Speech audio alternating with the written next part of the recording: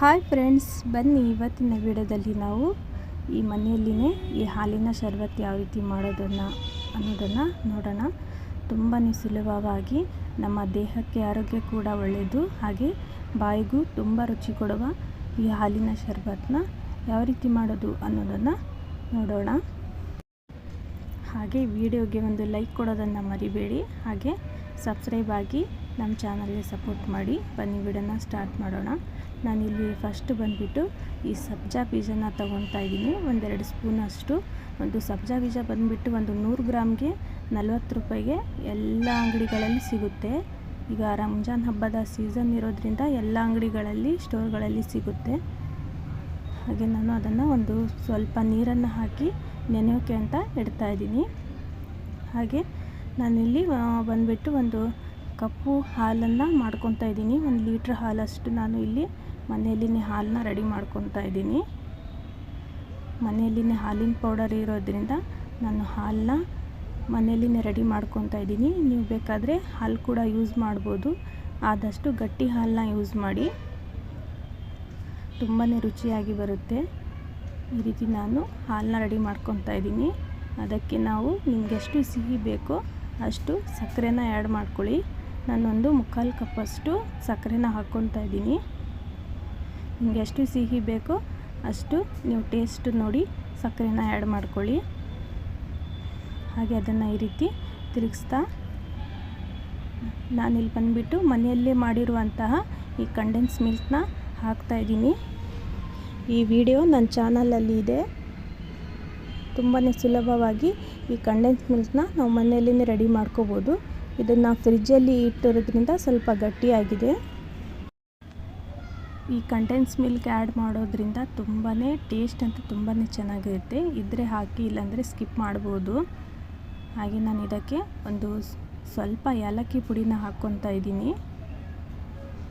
ಒಂದು ಏಲಕ್ಕಿನ ಚೆನ್ನಾಗಿ ಪೌಡರ್ ಮಾಡಿಬಿಟ್ಟು ಒಂದು ಸ್ವಲ್ಪ ಏಲಕ್ಕಿ ಪೌಡರ್ನ ಹಾಕ್ಕೊಂಡು ಈ ರೀತಿ ಹಾಲನ್ನ ಕುದಿಸ್ಕೊತಾ ಇದ್ದೀನಿ.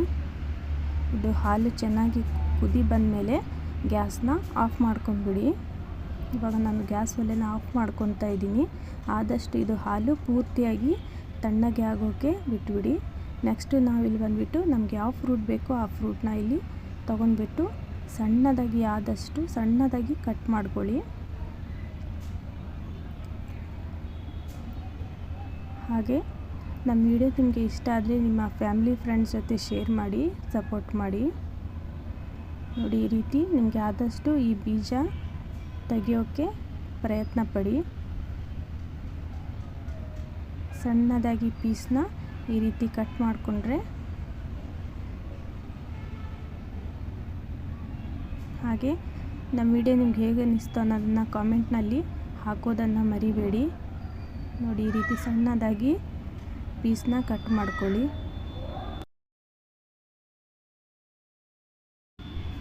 ಹಾಗೆ ನಿಮಗೆ ಯಾವ ಫ್ರೂಟ್ ಇಷ್ಟನೋ ಆ ಫ್ರೂಟ್ ಕೂಡ ಹಾಕ್ಕೋಬೋದು. ಹಾಗೆ ನಿಮಗೆ ಡ್ರೈ ಫ್ರೂಟ್ಸ್ ಬೇಕಾದರೆ ಡ್ರೈ ಫ್ರೂಟ್ಸ್ ಕೂಡ ಆ್ಯಡ್ ಮಾಡ್ಕೋಬೋದು.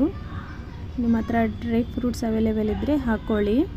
ನೋಡಿ, ಈ ರೀತಿ ನಾನು ಸಣ್ಣದಾಗಿ ಕಟ್ ಮಾಡ್ಕೊಂಡ್ಬಿಟ್ಟು ಇದನ್ನು ಒಂದು ಸ್ವಲ್ಪ ಹೊತ್ತು ಹಾಲು ತಣ್ಣಾಗೋವರೆಗೂ ನಾನು ಫ್ರಿಜ್ಜಲ್ಲಿ ಇಟ್ಕೊಂಡಿದ್ದೀನಿ.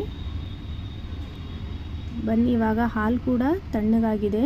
ಇವಾಗ ನಾನು ಈ ಫ್ರೂಟ್ನ ಒಂದು ಬಾಕ್ಸ್ ಒಳಗೆ ಹಾಕ್ತಾಯಿದ್ದೀನಿ. ಈ ರೀತಿ ನಿಮಗೆ ಯಾವ ಫ್ರೂಟ್ಸ್ ಇಷ್ಟನೋ ಆ ಫ್ರೂಟ್ಸ್ನ ಈ ರೀತಿ ಕಟ್ ಮಾಡ್ಕೊಂಡ್ಬಿಟ್ಟು ಒಂದು ಬಾಕ್ಸ್ಗೆ ಹಾಕ್ಕೊಳ್ಳಿ, ಅಥವಾ ಒಂದು ಪಾತ್ರೆ ಕೂಡ ಯೂಸ್ ಮಾಡ್ಬೋದು.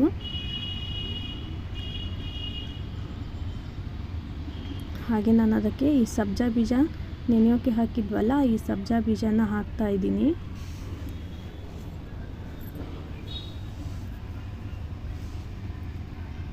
ಹಾಗೆ ನಾನು ಈ ಹಾಲು ಆದಷ್ಟು ಫುಲ್ ತಣ್ಣಗಾಗಿರಬೇಕು, ಆವಾಗ ಈ ಹಾಲನ್ನು ಇದಕ್ಕೆ ಆ್ಯಡ್ ಮಾಡಿ. ಈ ಟೈಮಲ್ಲಿ ನಿಮಗೆ ಐಸ್ ಕ್ಯೂಬ್ ಇದ್ದರೆ ಐಸ್ ಕ್ಯೂಬ್ ಕೂಡ ಹಾಕಿ ನಾವು ಹಿಂದೆನೇ ನಾವು ಸರ್ವ್ ಮಾಡ್ಬೋದು. ಈ ಟೈಮಲ್ಲಿ ನೀವು ಐಸ್ ಕ್ಯೂಬ್ ಕೂಡ ಹಾಕ್ಕೋಬೋದು. ನಾನು ಇದನ್ನು ಸ್ಟೋರ್ ಮಾಡಿ ನಾನು ಫ್ರಿಜ್ಜಲ್ಲಿ ಇಡ್ತಾಯಿದ್ದೀನಿ. ನಾನು ಇದನ್ನು ಮಧ್ಯಾಹ್ನ ಮಾಡಿ ಸಂಜೆವರೆಗೂ ಇದನ್ನು ಫ್ರಿಜ್ಜಲ್ಲಿ ಇಡ್ತಾಯಿದ್ದೀನಿ. ನೀವು ಹಿಂದೆನೇ ಬೇಕಂದರೆ ಐಸ್ ಕ್ಯೂಬ್ ಹಾಕ್ಕೊಂಡು ಕುಡಿಬಹುದು. ಹಾಗೆ ನಮ್ಮ ವಿಡಿಯೋ ನಿಮ್ಗೆ ಹೇಗೆ ಅನ್ನಿಸ್ತು ಅನ್ನೋದನ್ನು ಕಾಮೆಂಟ್ನಲ್ಲಿ ಹಾಕಿ.